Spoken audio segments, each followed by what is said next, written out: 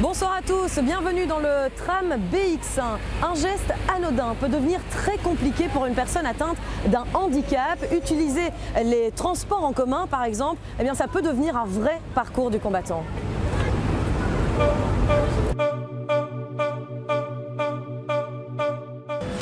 Bonjour, je suis à Rodebeek sur la ligne de tram BX, une ligne récemment rénovée sur le réseau STIB. Malheureusement, cette ligne ne permet pas l'accessibilité en toute autonomie pour les personnes à mobilité réduite.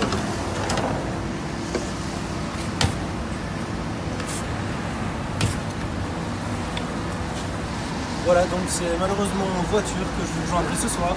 A tout à l'heure.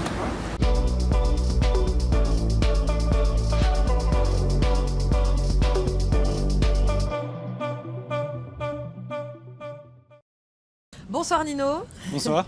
Vous êtes donc représentant du CAWAB. Le CAWAB qui est un mouvement citoyen qui lutte au quotidien pour l'accessibilité à tous. Alors ce qui est intéressant avec votre profil, c'est que vous avez une double casquette. Vous êtes à la fois vous-même PMR, donc personne à mobilité réduite, vous êtes en chaise roulante. Tout à fait, et puis vous êtes représentant donc d'une association. La première chose que j'ai envie de vous demander, c'est quel enseignement vous avez tiré de ces deux casquettes?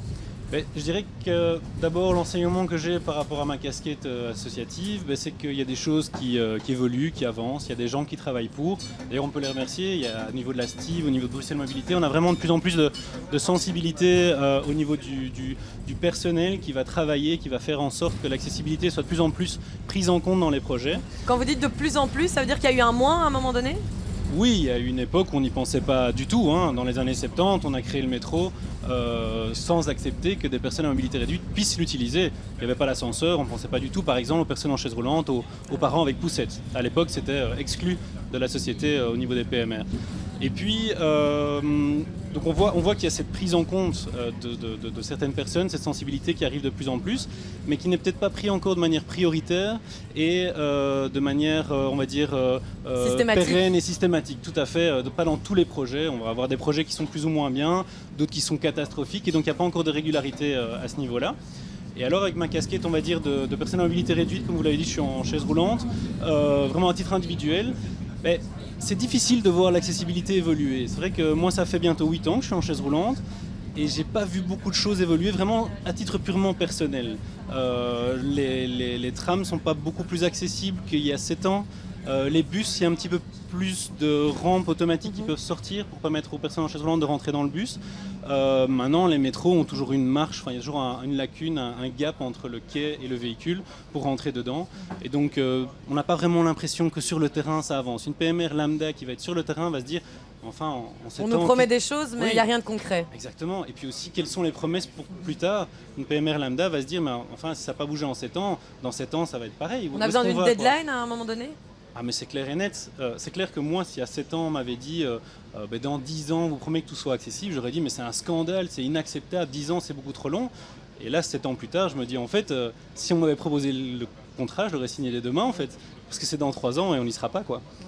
On a vu dans la petite vidéo qu'on vient de voir où vous mettez en scène en train d'attendre un tram et finalement le tram, impossible de le prendre, donc finalement il faut prendre la voiture. Est-ce que ça c'est une situation à laquelle vous êtes confronté au quotidien, aller vraiment jusqu'au tram en espérant qu'il y ait un dispositif pour PMR et en fait il n'y en a pas? Oui, ça arrive souvent, malheureusement. D'ailleurs, aujourd'hui, je suis venu en voiture alors qu'il y a des lignes de tram qui passent pas loin de chez moi jusqu'à notre lieu de rendez-vous. Oui, c'est le problème des PMR, c'est des voitures de plus aussi, finalement, pour la congestion, la pollution, on peut en parler aussi. Et c'est clair qu'on est confronté quotidiennement à soit des soucis d'accessibilité, on va dire, physique, soit de services qui ne sont pas adaptés au niveau de la communication, soit de l'information sur l'accessibilité. On va dire qu'une ligne est accessible, par exemple sur le site de la STIB aujourd'hui, on voit qu'il y a 15 lignes de bus accessibles sur le site de la STIB. C'est complètement faux. Est-ce qu'on sait lesquelles aussi? Ah non, c'est même faux. Ces 15 lignes sont des lignes accessibus, ça veut dire que ce sont des bus avec des rampes d'accès qui circulent et les arrêts sont parfois accessibles, parfois moins. Donc ce ne sont pas des lignes accessibles tout court. Donc sur ces lignes, il y a des bus sensibilité, les chauffeurs sont censés savoir utiliser la rampe d'accès, etc.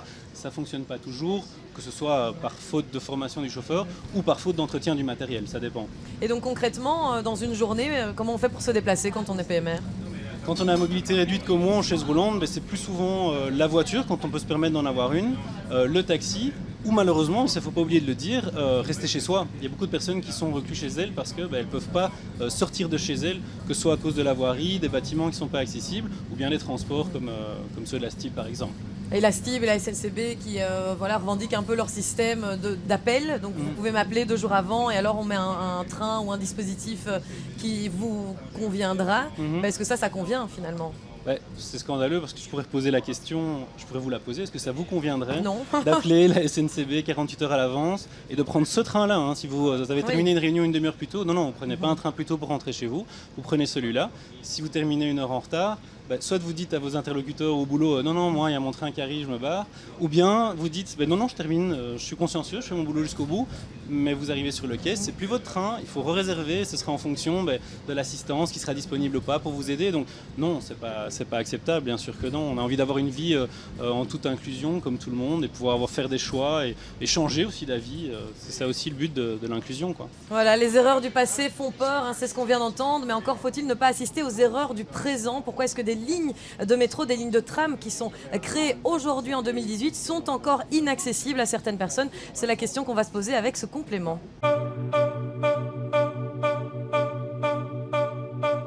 Bonsoir Grégory. Bonsoir. Vous êtes donc référent accessibilité PMR chez Bruxelles Mobilité.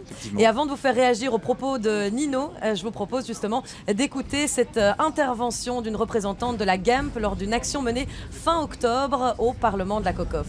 Encore énormément à faire. Il y a énormément de carences encore et je dirais depuis le début, depuis la naissance de la personne handicapée de grande dépendance et jusqu'à la fin de sa vie. Il y a tout un parcours qui reste quand même très problématique avec énormément de difficultés à tous les niveaux et à tous les âges de la vie. Voilà, quelle réaction alors? C'est clair que en tant que Bruxelles Mobilité, on a un rôle super important à jouer parce qu'on représente le premier maillon dans le parcours et dans la possibilité pour une personne handicapée d'avoir des activités culturelles, d'avoir des activités professionnelles, sportives. Et donc si, en tant que Bruxelles Mobilité, on n'est pas capable d'assurer l'accessibilité aux espaces publics, aux transports publics, on a un souci parce que la personne elle est bloquée chez elle. Est-ce qu'il y a eu une négligence à un moment donné? Je pense que une des difficultés est sans doute liée au fait qu'on n'a pas un cadre législatif très fort en Belgique, moins fort en tout cas qu'en France par exemple. Il existe une loi handicap, on a la Convention des Nations Unies relative aux droits des personnes handicapées qui est là et qui réclame bien l'autonomie de la personne handicapée. Donc on n'est pas juste dans une situation d'assistance où on devrait aider la personne handicapée, non, il faut absolument que cette personne ait la capacité d'agir et de participer à la vie active comme vous et comme moi. Et pourquoi c'est si difficile? Et donc, je pense que cette fameuse convention, elle a été ratifiée qu'il y a entre guillemets 8 ans, donc c'est pas si long à l'échelle de l'histoire. Et donc voilà, il faut maintenant, et l'obligation est là, que tous les nouveaux aménagements soient accessibles, ça c'est une certitude. Il faut également que la région bruxelloise, comme les 2 autres régions, s'engage à des plans d'action. Et donc l'ONU, tous les 4 ans, va venir nous demander qu'est-ce que vous avez fait concrètement pour améliorer les choses, dans tous les domaines de compétences, et notamment la compétence mobilité. Et en Belgique, qu'est-ce qui est fait concrètement, à Bruxelles par exemple? À Bruxelles, on essaye d'avancer du mieux possible. Donc on a également essayé de retranscrire des règles et des normes au niveau régional.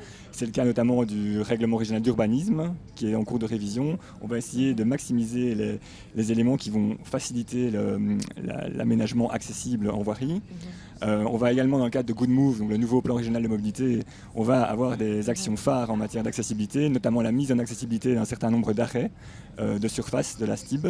Donc ça va être planifié dans le temps, ce qu'il n'y avait pas jusqu'à présent. Donc la STIB, son contrat de gestion qui lie la région, qui lie Bruxelles Mobilité à la STIB, c'était simplement 1 ou 2 paragraphes qui parlaient de façon générale d'accessibilité. Ici, non, on a un vrai plan stratégique qui a été mis en œuvre avec la STIB et on espère bien que ce plan sera une annexe du nouveau contrat de gestion qui est actuellement encore en cours de discussion. Ok, donc la stratégie est de mise, mais concrètement, on l'a entendu notamment dans les propos de Nino, il y a encore des lignes aujourd'hui, il y a des bus desquels on dit qu'ils sont accessibles et ils ne le sont pas. Il y a même des nouvelles lignes de métro qui ne sont toujours pas accessibles. Comment c'est possible?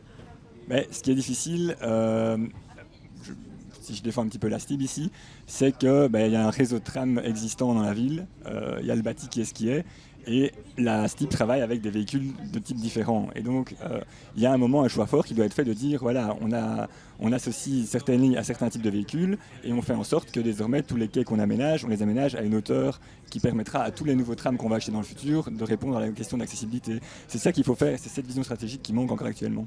Okay. Et pourquoi est-ce que, donc on a compris, ça met beaucoup de temps à évidemment changer, modifier le système et le réseau entier. Pourquoi est-ce qu'on a mis tellement de temps à porter l'attention sur les PMR?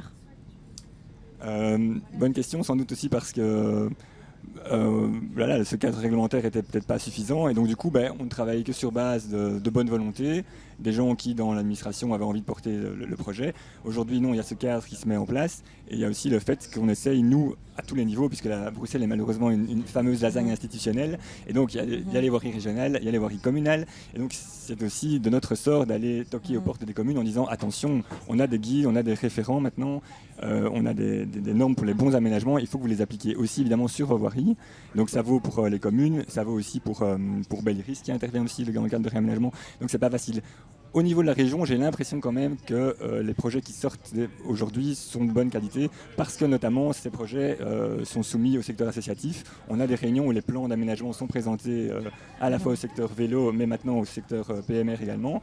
Et donc là, c'est évidemment l'endroit idéal pour que tous nos chefs de projet se rendent compte des besoins des personnes à mobilité réduite et que dans le futur, on ne sorte plus des projets qui ne soient pas accessibles 100% PMR. Oui, il faut se rendre compte aussi qu'il y a des PMR. Parce que c'est vrai que peut-être que si on les voit moins, on a tendance à se dire que ça ne vaut pas la peine de créer des dispositifs pour elles. La comparaison n'est peut-être pas la bonne, mais il y a 15-20 ans, on voyait très peu de vélos dans la ville. Et donc, certaines des réactions étaient de dire mais pourquoi est-ce qu'on fait des pistes cyclables, il n'y a pas de vélo dans la ville? Pourquoi est-ce qu'on veut du stationnement vélo, il n'y a pas de vélo dans la ville? Mais évidemment, il faut rendre les conditions possibles du déplacement de la personne à mobilité réduite dans l'espace public. Et c'est évidemment quand ces conditions seront remplies que ces personnes elles seront invitées à sortir de chez elles, à participer aux activités culturelles, sportives, professionnelles. Ça, c'est évidemment capital. Donc voilà, on est le premier maillon de la chaîne. Il faut aussi qu'à côté de ça, les bâtiments publics soient rendus accessibles, les maisons communales soient rendues accessibles, il y a beaucoup de choses à faire. Plusieurs acteurs qui doivent contribuer à l'accessibilité pour tous, à Bruxelles, mais aussi en Belgique. C'était le sujet de ce nouvel épisode du Tram. Merci à tous de nous avoir suivis et à très bientôt.